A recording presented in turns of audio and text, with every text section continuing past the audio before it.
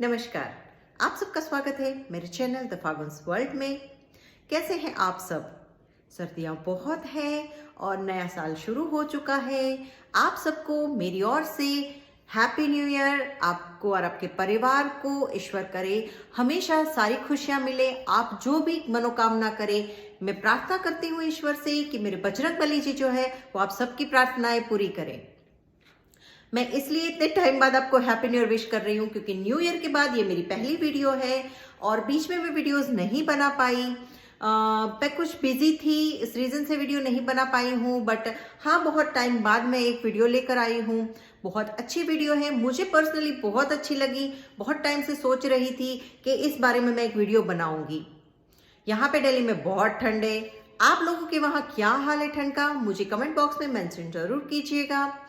और यहाँ पे बिल्कुल सूरज की धूप नहीं है, फॉग है, स्मॉग है, बहुत ज़्यादा ठंड है। मुझे बहुत ठंड लगती है क्योंकि गुजरात में इतनी ठंड नहीं होती थी। यहाँ 15 ईयर्स के बाद भी मुझे इतनी ही ठंड लगती है। एनीवेज, ये तो बात हुई अभी के मौसम की, लेकिन अब हम बात करेंगे आज के टॉपिक की। तो टॉपिक कुछ ऐसा है, मेले में जब जाते थे तो उंगली पकड़ते थे। मेले में जब जाते थे तो उंगली पकड़ के चलते थे। सर्कस दिखाने के लिए अपने कंधे पे बिठा लेते थे।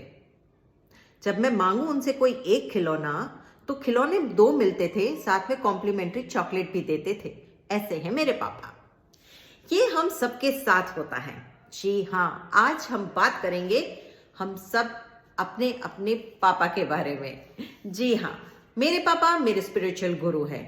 मैं बहुत प्यार करती हूँ। एज यूजुअल हर कोई अपने फादर से बहुत प्यार करता है। जनरली जो गर्ल्स होती है वो पापा की परी होती है, पापा उनसे बहुत प्यार करते हैं।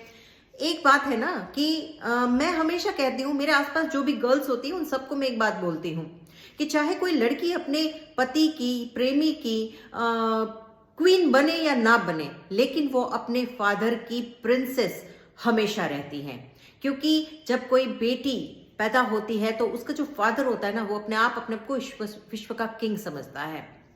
बहुत कम ऐसी बात होती है कि जब बेटी के जन्म होने पे या बेटी के आने पे जो पिता है वो खुश नहीं होते। ऐसी बहुत रेयर बात बनती है। जनरली जो होता है वो पिता जो अपनी बेटी से बहुत प्यार करते हैं, उनकी एक बॉन्डिंग होती है बहुत प्यारी सी। तभी कहते हैं ना, बहुत सारे जोक भी बने हैं, पापा की परियां ऐसी ही होती है। उसका रीजन ये है कि फादर जो है वो अपने बच्चे से बहुत प्यार करता है, खासकर बेटियों से।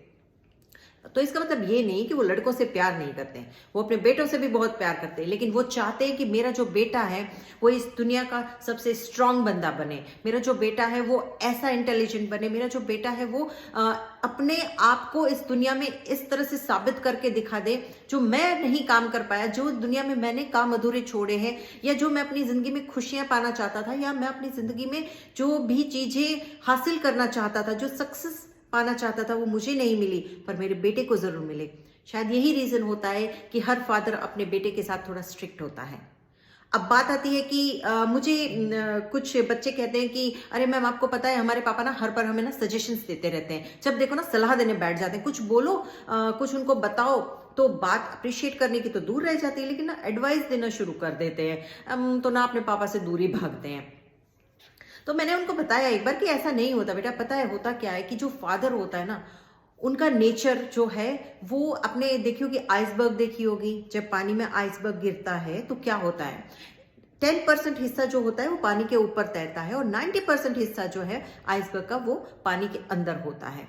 तो फादर का जो गुस्सा है, उनका जो सजेशन देने की आदत है, उनकी जो भी मतलब बेटों के लिए स्ट्रिक्टनेस है, वो सारी जो चीजें होती है ना, वो सिर्फ 10% में आती है। और वो 10% इसलिए होता है क्योंकि वो सरवाइव करता है। आप खुद सोचिए, अगर वो आइसबर्ग 10% ऊपर नहीं रहेगी तो क्या होगा, वो पानी के अंदर उतर जाएगी।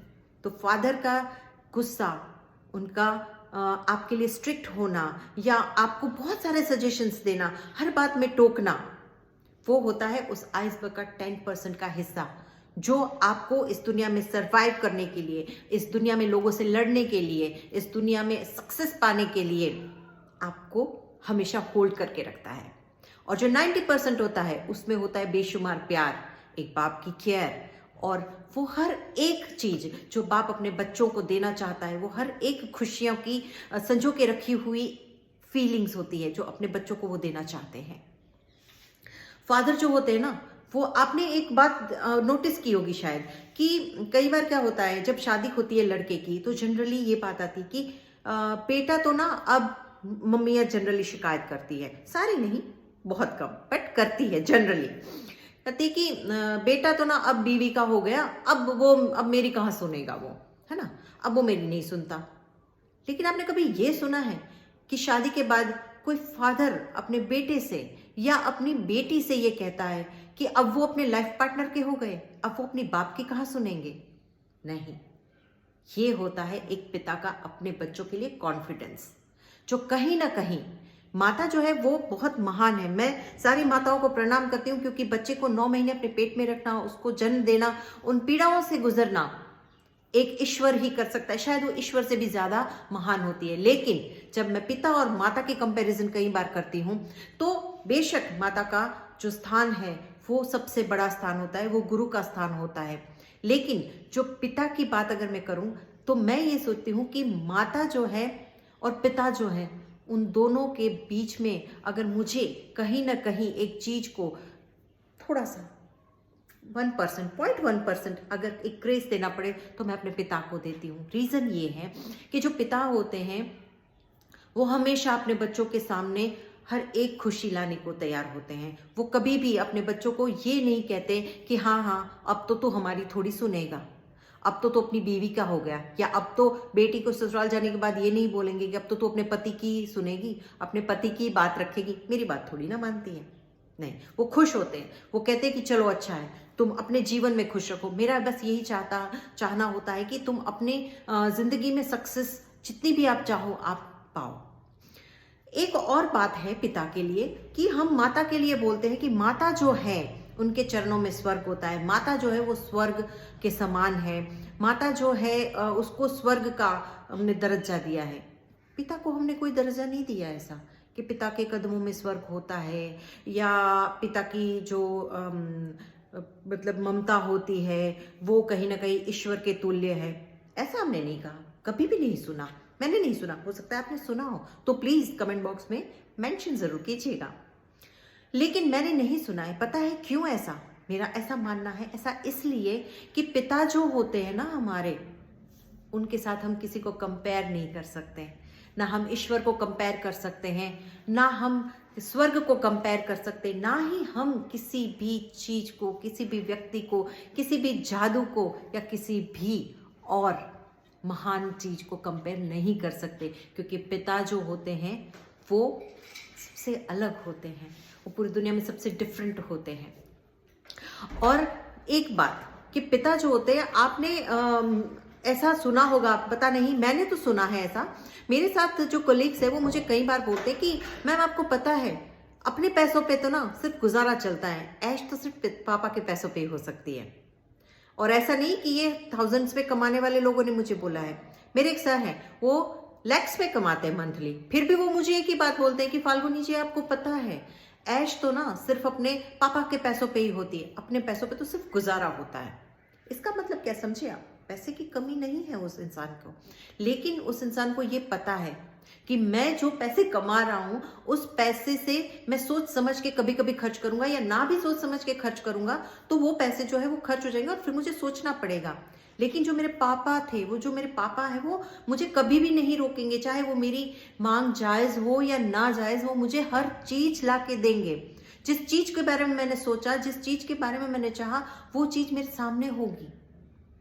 तो ये एक काम जो है वो सिर्फ एक फादर कर सकते हैं, क्योंकि वो जब अपने बच्चों को लेकर मार्केट जाते हैं ना, तो एक फादर ही ऐसा बोल सकता है कि उसके जेब में एक पैसा नहीं होगा, लेकिन अगर बच्चे ने बोल दिया ना कि पापा मुझे वो चीज चाहिए, मुझे वो खिलौना चाहिए, पता है पापा क्या बोलेंगे? कोई बात नहीं बेटा, ले ले, एक और खरीद ले। उनके पास पैसे नहीं होंगे, फिर भी वो यही चीज बोलेंगे। क्यों?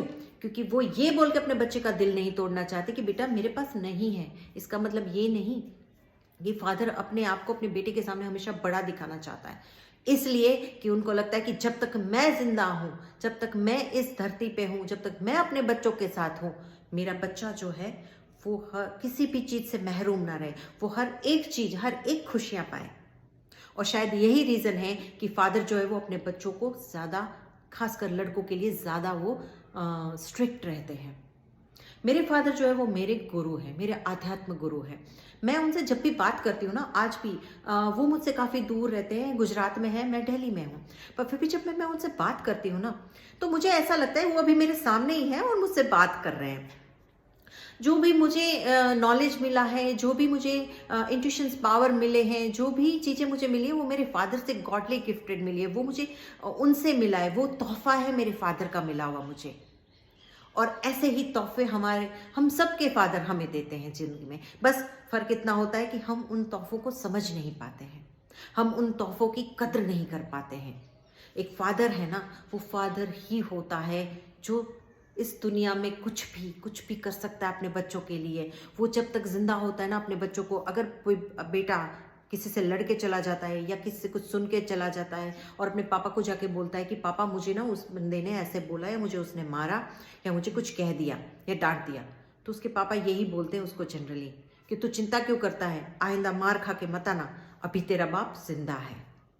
जब ये वर्ड आता है ना, तो बच्चा अपने आप को ना राजा समझता है। वो सोचता है कि मैं तो इस दुनिया का शहंशाह हूँ, मैं बादशाह हूँ इस दुनिया का। जी हाँ, तो ये तो बहुत सारी बातें हैं फादर को लेके, लेकिन मेरी एक रिक्वेस्ट है आप लोगों से, अगर आपके फादर आप पे गुस्सा करते हैं ना, आपको बहुत सारे सजेशंस देते हैं, भर के सजेशंस देते हैं कि ऐसे कर लो, वैसे मत करो, ऐसे ही करना चाहिए, वैसे क्यों करा तुमने, उनके बच्चे को देखो, वो बच्चे कितने इंटेलिजेंट है, तो कभी गुस्सा मत होना, नाराज मत होना। सोचना कि आपके फादर ने आपको क्यों कहा ऐसा, क्योंकि वो चाहते हैं कि वो तो अपने बच्चे को जरूर टोके, लेकिन बाहर से कोई आके मेरे बच्चे को ये बोल कर ना जाए कि आपके बच्चे को कुछ पता नहीं चलता।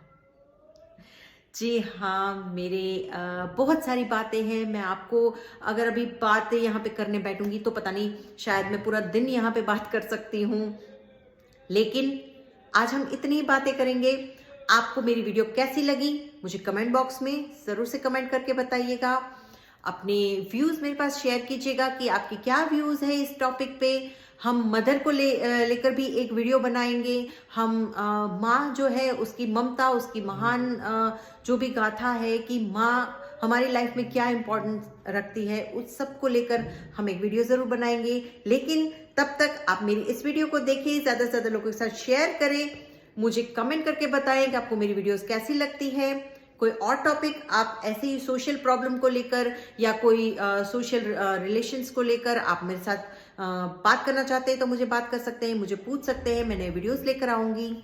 तब तक ज़्यादा से ज़्यादा लोगों के साथ शेयर करें, सब्सक्राइब करें मेरा चैनल, और एज यूजुअल स्वस्थ रहे, खुश रहे और ईश्वर का नाम लें। नमस्कार।